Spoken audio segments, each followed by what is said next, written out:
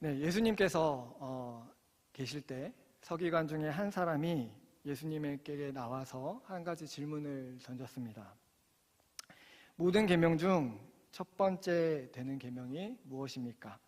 여러분 잘 알고 계시죠? 이에 대한 대답이 예수님께서는 첫 번째는 내 마음을 다하고 목숨을 다하고 뜻을 다하고 힘을 다하여 주 너의 하나님을 사랑하라 라고 하셨습니다.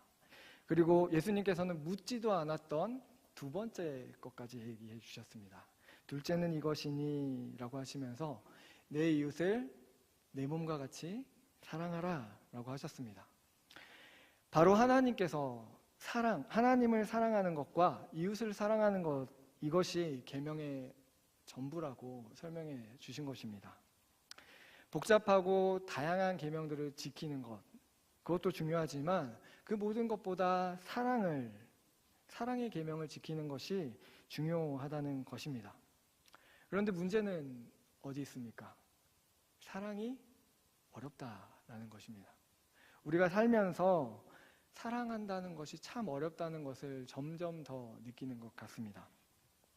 그런데 하물며 이단의 공격으로 힘들어했던 초대교회, 또한 박해로 어려움을 처했던 이 초대교회는 얼마나 끝까지 인내하고 사랑할 수 있었을까요? 그들은 사랑하는 일이 너무나도 어렵다는 것을 경험하고 있었습니다.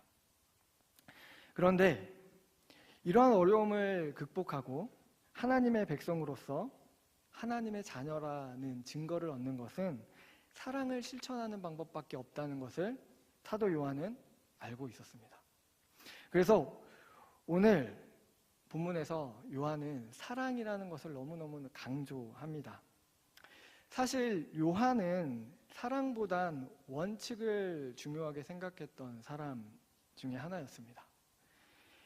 예수님께서 야고보와 요한에게, 이 두 형제에게 별명을 붙여주셨는데 마가복음 3장 17절에 보니까 별명을 이렇게 붙여주셨습니다. 보아너게라고 붙여주셨습니다. 뜻이 설명되어 있는데 우레의 아들이라고 칭합니다. 트리니티의 교수님이셨던 워렌 위어비스라는 박사님, 목사님이신데 이분은 이 본문을 가지고 이 별명은 그들의 성격을 나타낸다라고 이야기를 했습니다. 어떤 성격을 가졌냐면 그들이 한번 화를 내고 분노를 터뜨리면 우레와 같았다라는 겁니다. 그리고 실제로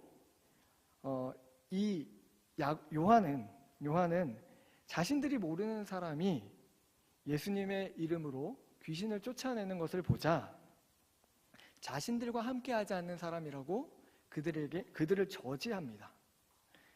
이 모습을 보고 예수님은 이 요한을 꾸짖으셨습니다. 자기와 함께하지 않기 때문에, 자신의 무리 안에 있지 않기 때문에 예수님의 이름으로 귀신을 쫓아내는 것이 원칙상 맞지 않다라고 생각했던 것입니다. 이처럼 사랑보다 원칙을 중요하게 생각했던 요한은 자신의 생애의 마지막 편지들이라고 볼 수 있는 요한서신에서 사랑을 강조합니다. 사랑을 너무너무 강조하고 있습니다. 그렇다면 왜 요한은 이토록 사랑을 강조하는 사도가 되었을까요? 우리는 오늘 본문을 통해서 요한이 사랑을 강조하는 이유, 왜 사랑해야 되는지 세 가지 이유를 들고 있는 것을 볼 수 있습니다. 첫 번째는 그래도 사랑해야 된다라는 요한의 외침입니다. 그리고 또한 두 번째는 그래서 사랑해야 된다는 요한의 외침입니다. 또한 세 번째는 행함과 진실함으로 계명을 지켜야 한다라고 요한은 이야기를 하고 있습니다. 요한은 요한일서를 통하여서 계속해서 하나님의 자녀가 이 땅에서 어떻게 살아가야 하는지 이야기를 합니다. 하나님의 자녀라면 실망하지 않고 영광의 때를 바라보면서 하나님의 말씀을 따라 순종하는 삶을 살아야 한다고 계속해서 이야기를 합니다. 그리고 3장 10절에 가게 되면 그 하나님의 말씀을 실천하는 삶 중에 가장 중요한 핵심 덕목이 사랑이라는 것을 강조합니다. 바로 형제를 사랑하는 것이 계명을 지키는 일이며 하나님의 말씀에 순종하고 하는 것이라는 것을 이야기를 하는 것입니다. 그리고 요한은 이제 요한이 사랑을 해야 한다라는 첫 번째 이유를 이제 오늘 본문에서 이야기합니다. 바로 그래도 사랑해야 한다라는 것입니다. 요한이 바라본 초대교회의 상황은 쉽지 않았습니다. 유대교는 초대교회를 심각하게 박해했습니다.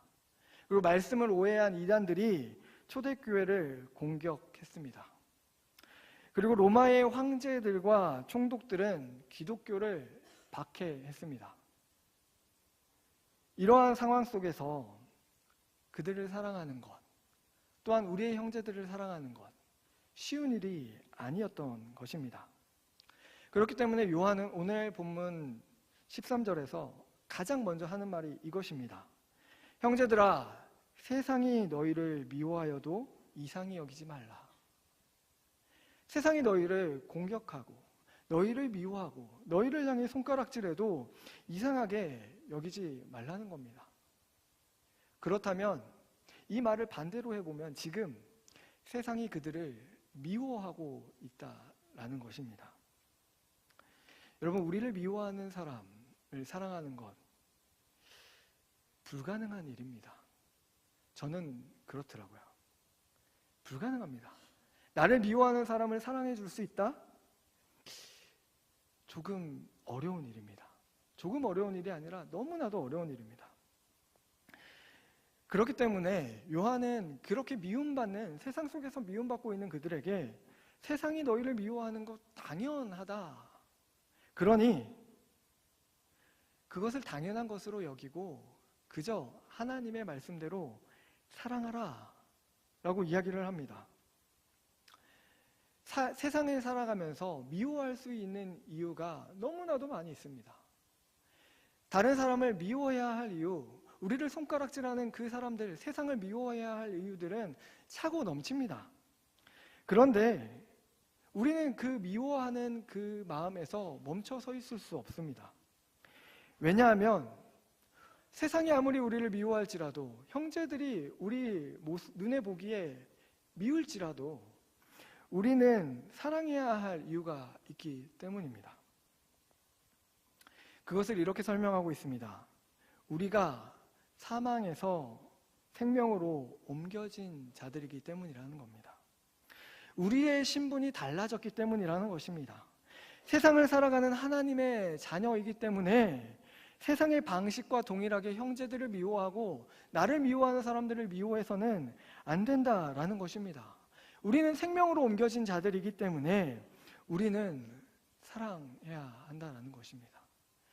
그렇기 때문에 그래도 사랑해야 한다라고 요한은 말합니다.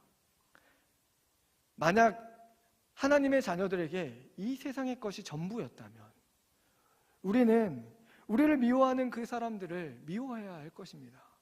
그러나 하나님의 자녀인 우리에게 이 세상은 전부가 아닙니다. 그렇기 때문에 우리는 때로는 억울하고 때로는 힘들어도 때로는 손해볼지라도 양보해야 하고 사랑해야 합니다. 세상이 교회를 향해 비난하고 손가락질 한다 할지라도 우리는 그들을 미워해서는 안 됩니다. 오히려 우리가 가진 생명을 기억하며 그래도 사랑해야 합니다. 그들에게 생명을 전해야 합니다.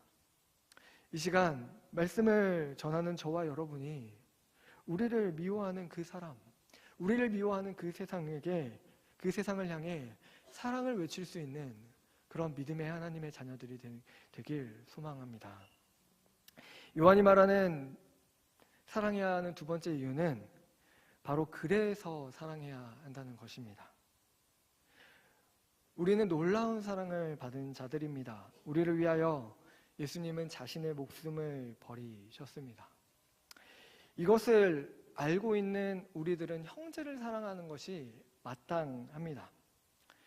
오늘 본문에서 형제라고 말하는 사람들, 이 사람들은 사실 세상에 속해 있는 사람들이 아닙니다. 여기서 말하는 형제라는 것은 초대교회 안에, 믿음 안에 있는 형제들을 이야기합니다. 교회 안에는 다양한 사람들이 있습니다. 초대교회도 마찬가지입니다. 복음을 전해들은 많은 사람들이 교회 공동체 안에 구성원이 되었습니다. 그들 중에는 귀족도 있고 노동자도 있고 빈민층도 있고 노예들도 있습니다. 그들이 하나로 엮여 있을 수 있다는 것 불가능한 일과 같습니다. 심지어 바울은 자신의 편지였던 고린도 교회에 자신의 편지를 보내면서 부유한 자들과 가난한 자들이 서로 섞이지 못하고 성찬식을 할 때 서로 따로따로 성찬식을 하는 모습을 가슴 아파했습니다. 초대교회에서도 그런 모습들이 있었다는 겁니다. 서로 하나 되지 못하고 형제들을 미워하고 분열하는 모습, 그것이 초대교회 안에 있었다라는 것이죠. 하지만 우리가 서로를 사랑하며 서로를 믿음 안에 올바로 세워야 하는 이유는 예수 그리스도의 사랑이 우리 안에 존재하기 때문입니다. 나를 위하여 죽으신 예수님께서 나의 마음에 들지 않는 그 형제를 위해 죽어주셨습니다. 그래서 우리는 끝까지 사랑해야 합니다. 게다가 우리가 사랑하는 그 모습이 우리가 하나님의 진리 안에 거하는 증거입니다. 19절에 분명하게 나와 있습니다. 그리고 또한 우리 마음이 범죄하여 책망할 일이 있다고 할지라도 하나님은 우리의 마음보다 크십니다. 이 말은 우리 안에 가지고 있는 죄성, 우리 마음이 범죄하는 것, 그것보다 하나님은 크신 분이라는 겁니다. 우리의 연약함을 알고 계시고 우리의 악함을 알고 계시는 분이 하나님이십니다. 비록 우리가 지금 오늘을 살아가는 우리가 하나님의 말씀 안에 살지 못하고 죄 가운데 있을지라도 우리의 마음보다 크신 분이 하나님이시기 때문에 우리는 하나님의 말씀을 지키는 일을 멈춰서는 안 됩니다. 즉 하나님께서 형제를 사랑하라고 하셨기 때문에, 그것이 계명을 지키는 것이라고 했기 때문에 우리의 형제들을 사랑하는 일을 멈춰서는 안 된다라는 겁니다. 우리는 하나님의 자녀로서 하나님께서 나를 사랑하시고 독생자 예수 그리스도의 핏값으로 사신 형제들을 사랑하는 일을 멈추어서는 안 됩니다. 그렇기 때문에 우리는 당연히 예수 그리스도의 핏값으로 산 그 형제들을 사랑해야 합니다. 그래서 사랑해야 한다라는 것입니다. 우리 모두가 예수님의 사랑을 기억하면서 우리의 형제들을 사랑하는 그런 믿음의 자녀들이, 하나님의 자녀들이 되길 소망합니다. 또한 요한이 말하는 사랑해야 할 이유 세 번째는 바로 행함과 진실함으로 계명을 지켜야 한다는 것입니다. 요한이 말하는 사랑은 그저 아는 것에서 멈추지 않았습니다. 요한은 자신의 편지에서 자녀들아, 우리가 말과 혀로만 사랑하지 말고 행함과 진실함으로 하자라고 강조합니다. 요한은 사랑이 이론에서 그치지 않고 실천으로 나가길 소망했던 것입니다. 바로 우리가 서로 사랑하는 것이 하나님께서 주신 계명입니다. 이것을 우리는 실천해야 하는 것이죠. 그리고 또한 재물을 가지고 있으면서도 형제를 도와주지 않는다는 것은 사랑이 없는 것입니다. 여러분, 재물뿐만이 아닙니다. 우리의 위로가 필요하고 우리의 기도가 필요한 형제들이 눈에 보입니다. 그러나 그들을 외면하고 그들을 위로하지 않고 그들을 위해 기도하지 않는다면 그것은 사랑이 아닙니다. 여러분, 사랑을 표현하지 않으면 그것은 사랑이 아닙니다. 사랑을 표현하는 일 쉽지 않습니다. 여러분, 아내가 맛있는 반찬을 해주면 남편이 그것을 먹으면서 아, 맛있네, 어떻게 만들었어? 이렇게 물어봐 줘야 되죠. 포기하지 않습니까? 왜 이걸 느끼냐면 제가 혼났습니다. 그래서 아내가 그렇게 수고하고 만들어주면 고맙다고 표현해야 합니다. 그런데 쉽지 않습니다. 어머니에게 고마움과 사랑을 표현해야 합니다. 우리 자녀들에게 자녀들을 사랑한다는 것을 그 자녀들이 느끼도록 표현해 줘야 됩니다. 그런데 당연히 알겠지 라면서 넘어가 버립니다. 여러분, 그런데 표현하지 않으면 우리는 잘 알 수가 없습니다. 마음속에 담고만 있으면 잘 모르는 것이죠. 그렇기 때문에 우리는 우리가 받은 그 사랑을 행함과 진실함으로 표현해야 한다는 것입니다. 우리 가족들에게, 우리 사랑하는 자녀들에게 표현해야 합니다. 이렇게 행함과 진실함으로 사랑을 표현해야 하는 이유를 요한은 2가지로 설명합니다. 가장 먼저는 계명을 지키는 그 모습이 우리가 주님 안에 거한다는 증거라는 것입니다. 그뿐만 아니라 우리 안에 성령이 거하신다는 증거가 사랑을 실천함으로 표현된다라는 것입니다. 우리가 예수 그리스도를 주로 시인하고 성령의 인도를 받는 사람이라면 하나님의 말씀을 따르는 삶이 동반되어야 합니다. 그렇기 때문에 야고보는 이렇게 얘기했습니다. 행함이 없는 믿음은 죽은 것이라. 우리가 계명을 지키는 하나님의 자녀라면 우리의 사랑을 표현해야 하는 것이죠. 또한 계명을 지키는 것이 우리가 하나님과 올바른 관계 안에 있다는 증거라는 것입니다. 요한은 특별히 21절에 이런 얘기를 덧붙입니다. 무엇이든지 구하는 바를 그에게서 받나니 이는 우리가 그 계명을 지키고 그 앞에서 기뻐하는 것을 행함이라. 그런데 이런 비슷한 구절이 요한 1서 안에 한 구절이 더 있습니다. 거의 똑같은 이야기를 하고 있습니다. 그 구절은 바로 요한 1서 5장 15절입니다. 우리가 조금 수고롭지만 요한 1서 5장 15절을 한번 찾아서 읽어보도록 하겠습니다. 함께 읽겠습니다.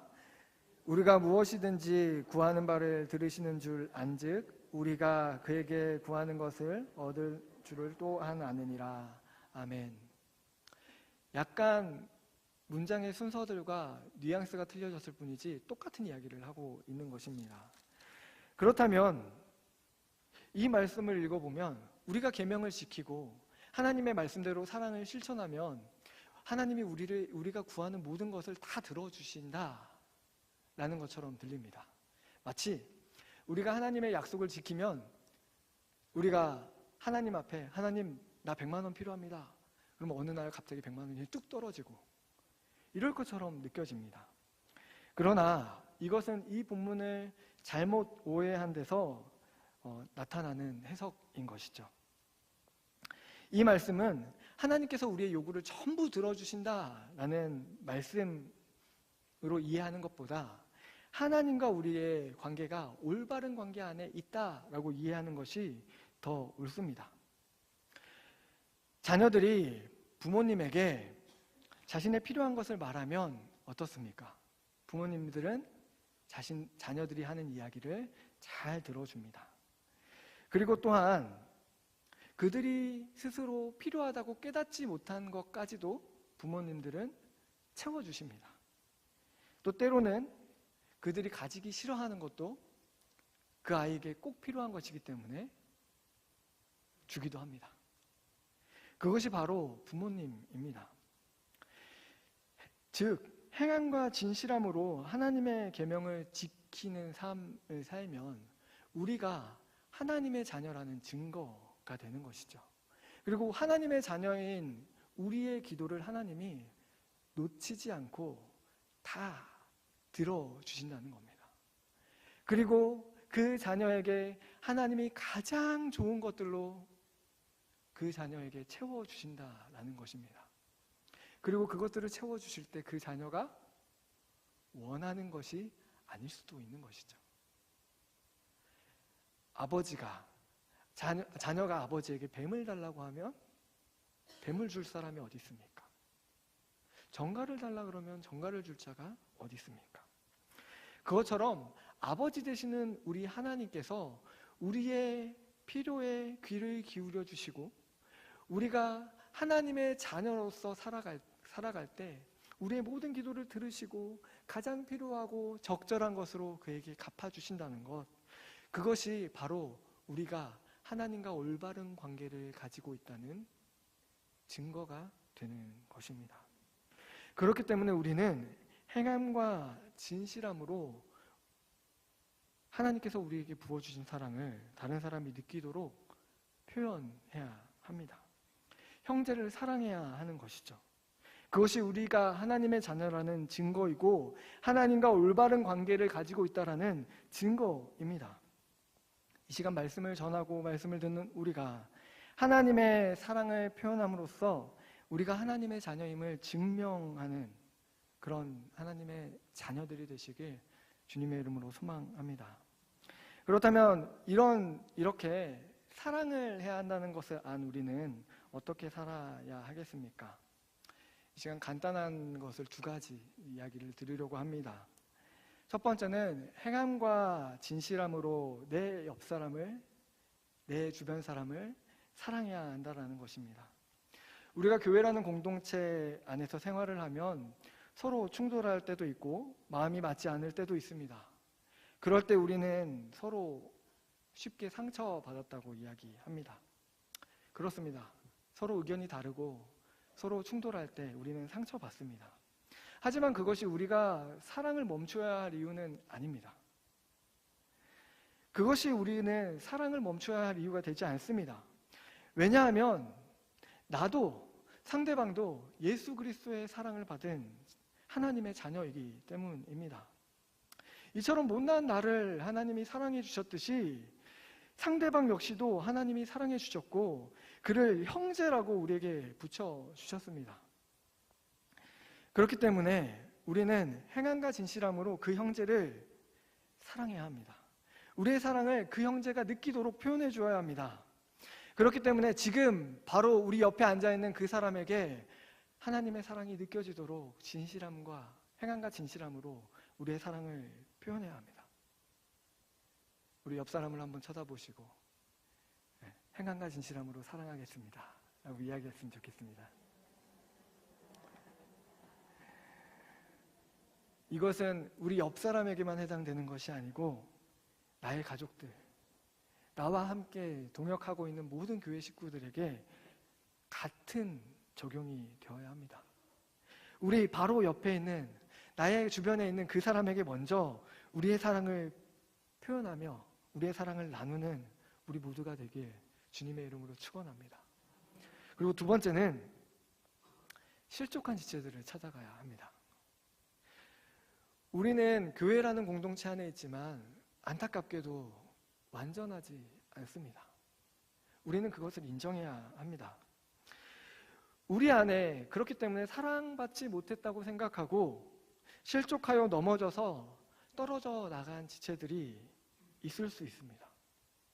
여러분, 우리는 그들을 위해 기도하고 우리의 사랑을 표현해야 합니다. 그리고 또한 그들을 믿음 안에서 세워주기 위해 노력해야 합니다.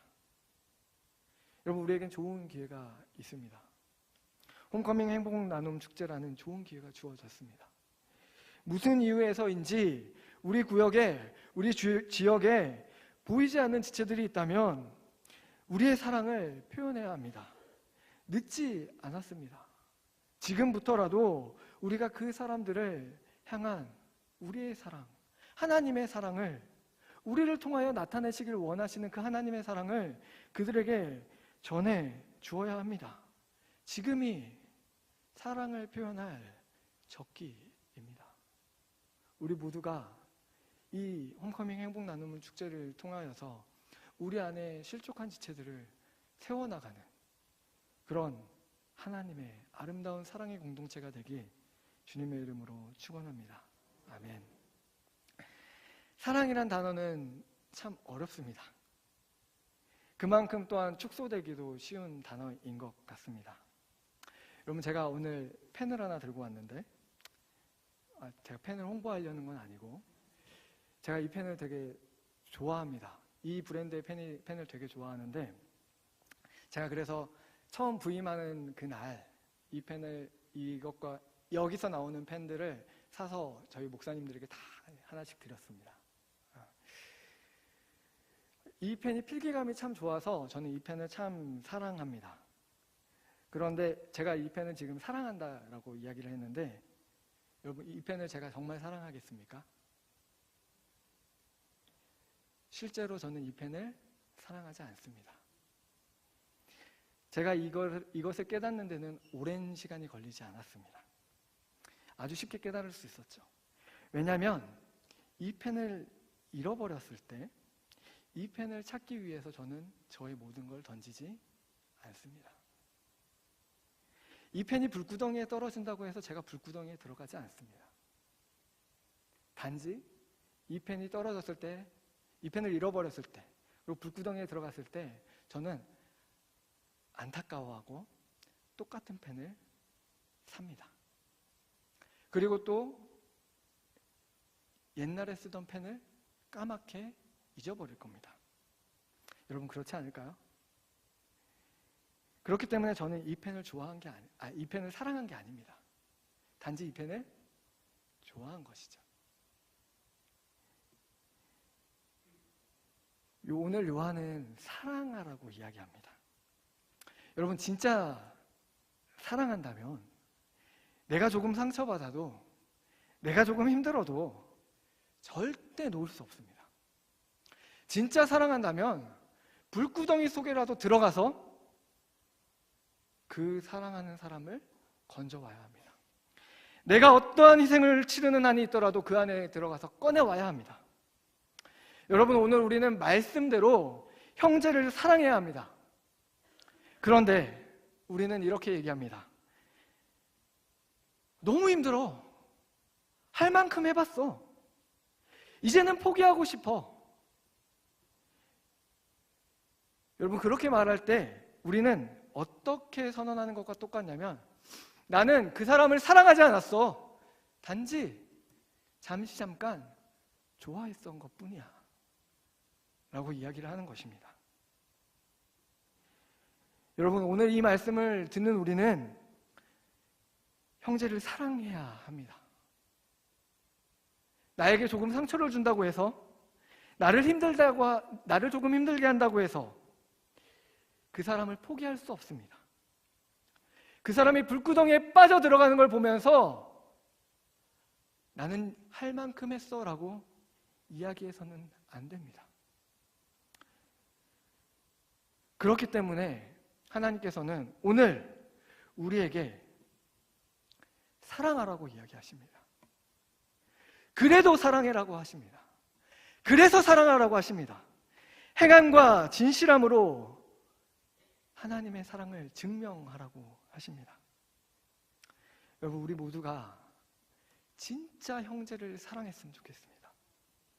그리고 우리가 이제 얼마 안 있으면 맞이할 홈커밍 행복나눔 축제가 우리의 사랑을 증명하는 축제가 되길 소망합니다. 그리하여 우리 수원영광교회가 하나님의 사랑을 전하는 공동체, 하나님의 따뜻한 사랑이 가득 넘치는 공동체로 주님 앞에 인정받는 아름다운 공동체가 되길 주님의 이름으로 축원합니다.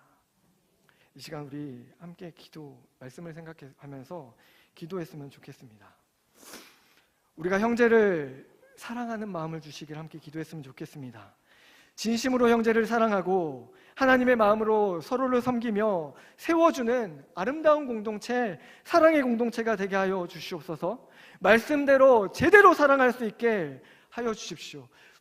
연약한 우리들을 붙잡아 주십시오. 이 시간 함께 기도하였으면 좋겠습니다. 또한 우리가 교회를 위해 기도할 때 주님의 말씀으로 온전히 세워지고 복음을 선포하는 교회로서 교회의 기능의 역할들을 온전히 감당할 수 있게 해주십시오. 홈커밍 행복나눔 축제를 통하여, 행복찬양 축제를 통하여 실족한 자들을 세우게 되는 귀한 시간 되게 해달라고, 그리고 예수 그리스도를 모르는 자들에게 복음을 전하며 하나님의 사랑을 전하는 귀한 시간 되게 해달라고 함께 기도하였으면 좋겠습니다. 또한 담임 목사님의 영육간의 강건함을 위하여 기도해 주시고 가정과 목양 사역을 위해 기도해 주십시오. 특별히 기도원에서 기도하시며 내년 사역을 계획하고 계시는데 가운데 하나님께서 은혜 주시고 지혜 주셔서 하나님의 놀라운 축복이 더해지길 함께 기도하였으면 좋겠습니다. 우리 성도님의 각 가정과 선교사님들을 위하여 기도해 주시고 우리의 자녀들이 건강하게 하나님 일어설 수 있도록 기도해 주시고 많은 환우들을 위해서 이 시간 기도하도록 하겠습니다.